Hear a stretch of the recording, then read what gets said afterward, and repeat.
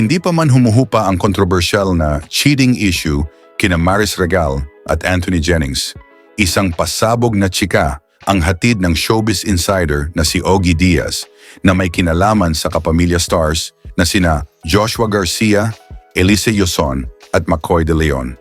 Sa latest episode ng Ogie Diaz Showbiz Update nitong Biyernes, Disyembre 6, nakarating daw sa kaalaman ni Ogie na umano'y nahuli raw sina Joshua at Elise na nagmomomol sa naganap na Star Magical Christmas Ball. Ang momol ay isang acronym at terminong kolokyal na nangangahulugang make out lang. Tumutukoy ito sa isang pisikal na lambingan ng dalawang taong may mababaw na relasyon lamang o sa iba pang tawag ay trip lang.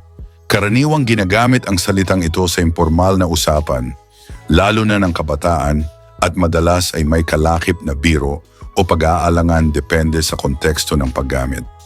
Ang term sa akin nang nagparating sa akin ay momol, say ni Ogie. Hindi raw makapaniwala si Ogie nang makarating nga sa kanya na umano'y nakitang nagmomomol daw sina Joshua at Elise habang nasa ballroom ng pa-event ng Star Magic, ang talent arm management ng ABS-CBN. Hindi raw lubos maisip ni Ogie na may tendency raw na magmomomol ang dalawa. At kung may kaelyahan daw, sana hindi sa ballroom ginawa at dumiretso na lang sa isang kwarto. Hindi rin daw alam ng source ni Ogie kung saan na raw dumiretso ang dalawa matapos ang nabanggit na sightings.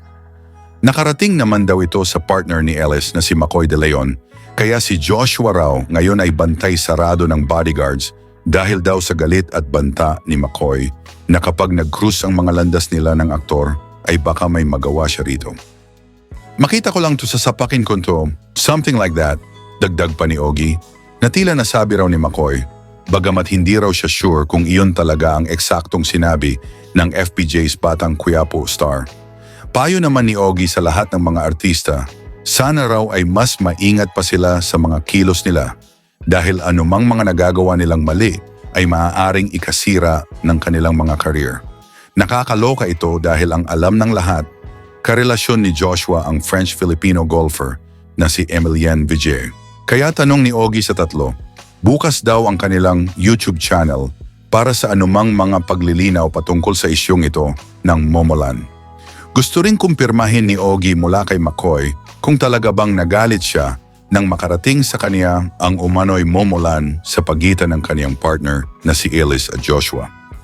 Sana naman hindi ito totoo, nasabi na lamang ni Ogie. Kasi again, heto na naman tayo sa sinasabi ko.